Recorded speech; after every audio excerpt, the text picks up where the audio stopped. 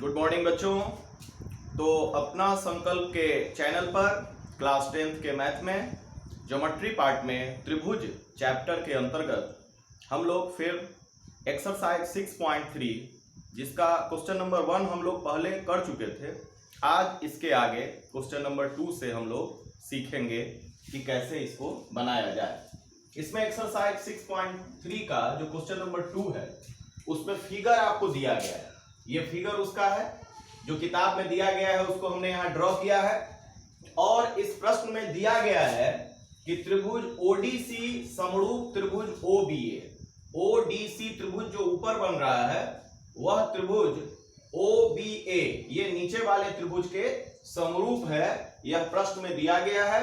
साथ ही कोण BOC, BOC ये आपका 125 डिग्री है और सीडीओ यहां पर कोण जो है यह 70 डिग्री का है, ये बन रहा है। यह आपको प्रश्न में दिया गया है और आपको ज्ञात करना है कोण डीओसी, कोण डीसीओ और कोण ओएबी। यह तीन कोण आपको ज्ञात करना है। इसको ज्ञात करने के लिए सबसे पहले आप डीओसी ज्ञात करेंगे। तो डीओसी ज्ञात करने के लिए हम देखते हैं कि डीओसी कोण कहां है। तो यहां डीओसी, यहां पर यह कोण बन रहा है डीओसी। तो यहां पर जो कोण डीओसी बन रहा है तो आप देखते हैं कि यह डीओसी और यहां पर कोण बीओसी, ये दोनों कोण यह एक रैखिक युग्म बना रहे हैं। देखिए यहां से ऐसे लाइन गया, यह कोण और यह कोण, ये दोनों कोण मिलके एक रैखिक युग्म बना रहे हैं, क्योंकि यह डीबी जो है एक सरल रेखा है। और आपको पता है कि एक सरल रेखा पर कोई त्रियक रेखा यदि उस पर आपतित होती है तो इस प्रकार जो रैखिक युग्म बनता है इसका योग जो होता है वह 180 डिग्री होता है, 180 डिग्री होता है। तो उसी आधार पर हमने लिखा है कि कोण डीओसी प्लस कोण बीओसी बराबर 180 डिग्री। और आपको बीओसी प्रश्न में दिया गया है 125, इसका मान हमने यहां पुट किया। तो कोण डीओसी बराबर होगा 180 डिग्री माइनस 125 डिग्री बराबर 55 डिग्री। आपका आंसर होगा। जो पहला जो डीओसी ज्ञात करना था वो आपको यहां पता हो गया। अब आपको ज्ञात करना है डीसीओ। तो आप यहां देखते हैं कि जब हम डीओसी निकाल लेते हैं तो त्रिभुज डीओसी में त्रिभुज का दो कोण आपको ज्ञात है और इसका डीसीओ जो है इसी त्रिभुज का तीसरा कोण है जो यहां पर स्थित है और इसको आपको पता लगाना है। तो आप जानते हैं कि त्रिभुज ओडीसी में सीडीओ, डीसीओ प्लस डीसीओ यह तीनों मिलके यह आपका 180 डिग्री का कोण बनेगा। त्रिभुज के तीनों कोणों का योग बराबर 180 डिग्री होता है। इसमें जो आपका सीडीओ है, सीडीओ यह 70 डिग्री आपको दिया गया है प्रश्न में, और डीओसी जो है उसने इसको हमने अभी तुरंत ज्ञात किया है 55 डिग्री, और डीसीओ जो हमको ज्ञात करना है उसको छोड़ दिया गया उसी प्रकार बराबर 180 डिग्री। ये दोनों कोण जो प्लस करेंगे तो ये 125 डिग्री होगा और जब यह दूसरे साइड में जाएगा तो माइनस में चला जाएगा।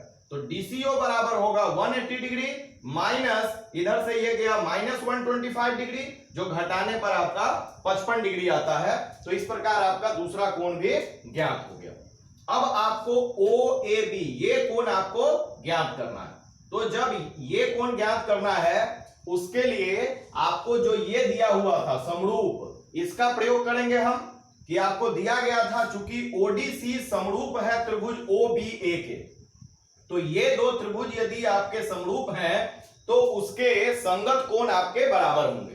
तो आपको ज्ञात करना है ओएबी। ध्यान दीजिए यहां पर ओएबी, इसका क्रम देखिए ओएबी, तो इधर से क्रम क्या होगा ओसीडी। तो इसी क्रम में जब यह जो समरूप त्रिभुज लिखा रहता है उसका क्रम जो है सही ढंग से लिखा हुआ है, इसलिए जिस क्रम में इधर से एंगल को उठाएंगे उसी क्रम में इधर से भी हम लेंगे। तो यहां पर आपको ओएबी ज्ञात करना है, फर्स्ट लास्ट और तब मिडिल वाला। तो यहां से भी फर्स्ट लास्ट और मिडिल वाला, तो ओसीडी कोण के बराबर होगा। और ओसीडी कोण जो है आपका ओसीडी कोण या डीसीओ कोण, यह दोनों सेम कोण है। ध्यान दीजिए डीसीओ कोण या आप ओसीडी कोण ऐसे लिखते हैं। यह दोनों कोण आपका बराबर है, यह कोण आपका 55 डिग्री था DCO यानी OCD, तो उसी के बराबर आपका OAB कोण भी होगा। चूंकि समरूप त्रिभुजों के संगत कोण बराबर होते हैं, इसलिए आपका OAB भी 55 डिग्री आपको ज्ञात हुआ। इस प्रकार आपका क्वेश्चन नंबर 2 समाप्त हुआ। अब क्वेश्चन नंबर 3 जो है इसका, इस प्रश्न में आप प्रश्न जब पढ़ेंगे तो उसमें आपको फिगर नहीं दिया गया है। उसमें क्या दिया गया है कि दिया गया है कि समलंब ABCD में AB पैरेलल DC। तो आपको सबसे पहले इसमें फिगर ड्रॉ करना है। तो ABCD एक समलंब हमने बनाया है और उसमें AB और DC को पैरेलल रखा है। यहां पर यह जो दो भुजाएं हैं समलंब के वह पैरेलल है, तो यह दोनों पैरेलल है। और पैरेलल के बाद जो है यह भी दिया गया है कि इसका जो विकर्ण है AC और BD, यह दोनों विकर्ण जो है वह आपस में O बिंदु पर प्रतिच्छेद करते हैं, यह भी दिया गया है। तो आपको सिद्ध करना है कि OA बटा OC बराबर OB बटा OD, यह आपको प्रूफ करना है। तो आप जब यह देखेंगे कि आपको क्या प्रूफ करना है, तो यहां पर आपको दिख रहा है कि OA और OC के बीच में संबंध है और फिर इधर OB और OD के बीच में संबंध है। तो आप यहां पर OAB और OCD जो दो त्रिभुज ऊपर नीचे बन रहा है, यदि इन त्रिभुजों के बीच में समरूपता का रिलेशन यदि प्रूफ कर दें तो फिर उनके भुजाओं के बीच में समानुपाती होने का रिलेशन जो है वो प्रूफ हो जाएगा। तो आप सबसे पहले करेंगे क्या, इसको प्रूफ करने के लिए कि इन दोनों त्रिभुजों को समरूप सिद्ध करेंगे। कैसे समरूप सिद्ध करेंगे, तो आप यहां देखते हैं कि OAB त्रिभुज जो है और यहां OCD त्रिभुज जो नीचे है, उन दो त्रिभुजों में कोण का क्या पोजीशन है। तो आप यहां देखते हैं OAB कोण जो है, यहां पर जो कोण बन रहा है OAB बराबर है OCD कोण के। यह कोण OCD कोण के बराबर होगा। क्यों बराबर होगा, चूंकि यह समलंब का AB पैरेलल DC है। तो जब यह इसके पैरेलल होगा तो यह त्रियक रेखा है AC, तो ये कोण और ये कोण कैसा कोण होंगे, एकांतर कोण होंगे। तो यह OAB बराबर होगा OCD एकांतर कोण, और फिर इधर का ये कोण जो है इस कोण के बराबर होगा, यानी OBA जो होगा ODC कोण के बराबर होगा, और ये दोनों एकांतर कोण है। साथ ही यहां पर जो आपका यह जो है AOB वह COD के बराबर होगा। क्यों, क्योंकि यह शीर्षाभिमुख कोण कहलाता है, तो शीर्षाभिमुख कोण भी बराबर होता है। तो आप देखते हैं कि त्रिभुज OAB और OCD में तीनों कोण जो है वह बराबर है आपस में, यानी यहां पर AAA समरूपता नियम लागू होगा और AAA समरूपता नियम से त्रिभुज OAB समरूप होगा त्रिभुज OCD के। और जब यह समरूप हो जाएगा तो इसके संगत भुजाएं भी समानुपाती होंगी। संगत भुजाएं हम देखते हैं कैसे लेंगे, इधर से हमने लिया OA फर्स्ट एंड सेकेंड, तो इधर से लेंगे फर्स्ट और सेकेंड OC। तो OA बटा OC बराबर फर्स्ट एंड लास्ट OB बटा इसका भी फर्स्ट एंड लास्ट OD। तो संगत भुजाएं जो है आपके समानुपाती हैं, समरूप त्रिभुजों के संगत भुजाएं समानुपाती होते हैं। तो इस प्रकार आपका क्वेश्चन नंबर 3 भी प्रूफ हो गया। अब इसका प्रश्न संख्या 4 में चित्र दिया गया है आपको किताब में, उस प्रकार से हम यहां पर भी आपके लिए चित्र बनाए हैं। इसमें यहां दिया गया है कि QR बटे QS बराबर QT बटे PR। आप इस फिगर को देखिए और इसमें जो दिया गया है उसको यहां पर देखिए, QR बटे QS, यहां से यहां तक QR है, यहां से यहां तक QS है, बराबर है यहां QT बटे PR। ये आपको दिया गया है। साथ में दिया गया है कोण 1 बराबर कोण 2। यहां पर कोण 1 डिमार्क किया गया है आपको प्रश्न में, और यहां पर कोण 2 दिखलाया गया है, यानी कोण Q पर जो है कोण 1 लिखा गया है, और यहां पर PRQ जो है इसको कोण 2 से बतलाया गया है। तो दर्शाना है कि त्रिभुज PQS, यहां पर जो त्रिभुज छोटा वाला बन रहा है PQS, यह समरूप है त्रिभुज TQR के, यानी टोटल जो त्रिभुज है बड़ा वाला उसके समरूप है। तो ध्यान दीजिए, यहां पर जो त्रिभुज को समरूप करना है और जो ये रिलेशन दिया गया है, उन दोनों के बीच में संबंध आप देखेंगे। यहां पर क्या दिया गया है, QR, मतलब जो बड़ा वाला जो त्रिभुज है उसकी भुजा है QR और यहां छोटे वाला त्रिभुज का जो भुजा है QS, यह समानुपाती आपको दिया गया है QR बटे QS, ये दिया गया है।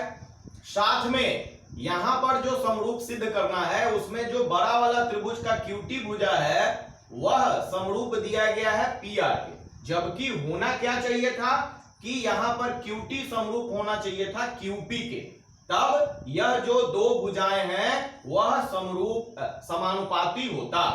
तो यहां पर इसको थोड़ा चेंज करना है, यह हम ध्यान में रखेंगे कि होना क्या चाहिए था और दिया क्या गया है। तो यहीं पर हमको जो दिया गया है उसको हम समीकरण 1 मान लेंगे ताकि बाद में इसको हम चेंज कर सकें। तो अब हम देखते हैं कि कैसे हम इस PR को हम QP के रूप में बदल सकते हैं। तो PR को QP में बदलने के लिए यह इंफॉर्मेशन आपको यहां पर दिया गया है कि कोण 1 बराबर कोण 2 है। तो कोण 1 और 2 आप देखते हैं कि किस त्रिभुज का दो एंगल है, तो त्रिभुज PQR जो यहां त्रिभुज बन रहा है, ध्यान से देखिए PQR त्रिभुज में 1 और 2 दो एंगल दिया गया है। तो 1 बराबर 2, तो सारा फिगर अभी आप भूल जाएंगे और केवल आपको ध्यान में यह फिगर होना चाहिए कि यह 1 है, यह 2 है और यह त्रिभुज बन रहा है PQR, यह त्रिभुज बन रहा है। तो यदि कोण 1 बराबर 2 होगा तो इसके सामने की भुजा ये और इसके सामने की भुजा ये दोनों भी आपका बराबर होगा। क्यों? क्योंकि समान कोण के सम्मुख भुजा भी बराबर होते हैं। किसी भी त्रिभुज में यदि दो कोण समान होंगे तो उसके सामने का जो दो भुजा होगा वह भी बराबर होगा, और यदि भुजा बराबर दिया रहेगा तो उसके सामने का कोण भी बराबर होगा। यह हम लोग क्लास 9 में पढ़ चुके हैं। तो यहां पर कोण 1 बराबर कोण 2 है, तो इसकी सम्मुख भुजा क्या है आपका PR और PQ है। तो PR और PQ भी बराबर होगा, यह रिलेशन 2 हुआ, यह इक्वेशन 2 हुआ। और इक्वेशन 1 और 2 से अब हमको जो अभिष्ट चाहिए था वो प्राप्त हो जाएगा, यानी QR बटे QS बराबर QT बटा जो PR था वह PR के जगह पर हम यहां पर समीकरण 2 से PQ लिख सकते हैं। तो आप PQ लिखिए या QP लिखिए, ये दोनों लेंथ है इसलिए दोनों बराबर होगा। और यह आपको अब देख रहे हैं कि QR बटे QS बराबर QT बटे QP इस रूप में आपका सज गया है, यानी बड़ा वाला त्रिभुज और छोटे वाले त्रिभुज का दो भुजा आपका समानुपाती साबित हो चुका है। तो जब दो भुजाएं समानुपाती हो जाएंगी तो आप उसके बीच का जो कोण है उसको बराबर करेंगे ताकि आपको समरूपता का SAS नियम लागू हो जाए। इसके लिए आप देखते हैं कि बड़े वाले त्रिभुज का जो एंगल TQR है, यहां पर TQR जो है बड़े वाले त्रिभुज का, और छोटे वाले त्रिभुज का जो एंगल PQS है, यह दोनों एंगल जो है वास्तव में Q पर ही बन रहा है। यानी आपको जो प्रश्न में 1 दिखलाया गया है वह एंगल Q का ही दो नाम है, PQS और TQR। तो जो दो भुजाएं थी वह समानुपाती पहले हमने प्रूफ किया, और बीच का जो एंगल था दोनों का वह यहां पर आप दर्शा दिए। तो जब यह दोनों प्रूफ हो जाएगा तो आपका SAS समरूपता नियम लागू होगा, और इस प्रकार जो त्रिभुज PQS था छोटा वाला त्रिभुज वह बड़े वाले त्रिभुज TQR के समरूप साबित हो जाएगा। तो यह इस प्रकार से आपका क्वेश्चन नंबर 4 बनेगा। अब क्वेश्चन नंबर 5 में आपको फिगर दिया गया नहीं है, आपको फिगर खुद से ड्रॉ करना। तो ज्योमेट्री का ऐसा सवाल जिसमें फिगर नहीं दिया रहता है वो थोड़ा और कठिन हो जाता है, क्योंकि आपको उसमें प्रश्न समझ के खुद से फिगर ड्रॉ करना पड़ता है। तो इसमें आपको दिया क्या गया था? दिया गया है कि त्रिभुज PQR की भुजाओं PR और QR पर क्रमशः बिंदु S और T इस प्रकार स्थित हैं कि कोण P बराबर कोण RTS। तो सबसे पहले आप PQR एक त्रिभुज खींचेंगे। त्रिभुज जब PQR बन जाएगा तो उसमें PR पर आप S बिंदु लेंगे और QR पर आप T बिंदु लेंगे, और इसको इस प्रकार मिला देंगे और मिलाने से जो यहां पर कोण P बन रहा है वहां से RTS, यहां पर कोण एक बनाना है RT और यहां ST को मिलाने से RTS कोण बन रहा है। ये दोनों कोण प्रश्न के हिसाब से आपको बराबर दिया गया है कि कोण P बराबर RTS है, तो आपको दर्शाना है कि कोण त्रिभुज RPQ यानी बड़ा वाला त्रिभुज समरूप है त्रिभुज RTS यानी छोटे वाले त्रिभुज का समरूप है, यह आपको दर्शाना है। तो आप दोनों त्रिभुज में यहां पर साइड की बात आपको नहीं दिया गया है, तो एंगल के माध्यम से आपको समरूपता दर्शाना है। और एंगल हम देखेंगे कि कौन कौन एंगल आपका बराबर है, तो त्रिभुज RPQ और त्रिभुज RTS में जिसको समरूप सिद्ध करना है वो त्रिभुज में हम लिखते हैं RPQ और RTS में क्या क्या बराबर दिया है। तो RPQ यानी बड़ा वाला त्रिभुज का एंगल P जो है छोटे वाले ट्रायंगल के एंगल T के बराबर है, यानी कि RTS के बराबर है। ये तो आपको दिया ही गया था प्रश्न में, तो ये आप लिख लेंगे कि एक एंगल आपको बराबर मिल गया जो दिया हुआ था। और दूसरा आप देखते हैं कि बड़ा वाला त्रिभुज का जो एंगल R है और छोटा वाला त्रिभुज में जो एंगल R है वह दोनों जो है उभयनिष्ठ है। ये दोनों ट्रायंगल का एंगल है, यहां पर बड़ा वाला त्रिभुज में भी यह एंगल है, छोटा वाला त्रिभुज में भी यह एंगल है। तो यह जो एंगल है यह उभयनिष्ठ है, तो इसको हम बड़ा वाला ट्रायंगल में लिखेंगे PRQ बराबर है छोटे वाले का TRS, और यह जो है एंगल R के बराबर है, यानी दोनों एंगल जो है आपका दोनों कोण जो है वह आपस में उभयनिष्ठ है।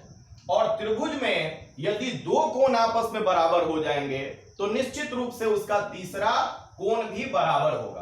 तो इसको हम AAA समरूपता से निकालने की जरूरत नहीं है। यदि दो एंगल भी आपस में बराबर हो गए तो इसका AAA नहीं AA समरूपता कसौटी से। तो ध्यान रखेंगे आगे के सवाल में आप देखेंगे कि केवल दो एंगल भी यदि ट्रायंगल का यदि इक्वल हो जाता है तो AA समरूपता से भी दोनों ट्रायंगल समरूप हो जाते हैं। दो एंगल हमने यहां बराबर सिद्ध कर दिया है, तो आपका यहां पर RPQ समरूप हो जाएगा RTS के। यह ख्याल जरूर रखेंगे आप कि RPQ जो बड़ा वाला त्रिभुज है इसका जो एंगल P था यानी जो यहां बीच में है यहां पे, वह इसके RTS के बराबर है, यानी बीच वाला जो यहाँ T कोण है उसके बराबर है। तो जहां P रहेगा उसी क्रम में यहां T रहेगा, साथ में यहां पर जो PRQ है, PRQ का मतलब है कि यहां पर R कोण बीच में बन रहा है, उसी तरह यहां पर भी R कोण बीच में बन रहा है, यानी R उभयनिष्ठ था। तो यहां पर यदि फर्स्ट में R है तो यहां पर भी फर्स्ट में R रहना चाहिए। ये क्रम आपका सही मिल जाएगा तो तीसरा अपने आप आपका सही हो जाएगा। तो इस प्रकार आपका RPQ समरूप त्रिभुज RTS आपका प्रूफ हो गया। तो बच्चों इसी के साथ आज हम इस क्लास को विराम देते हैं। अगले दिन इसके आगे के प्रश्नों को हम सीखेंगे।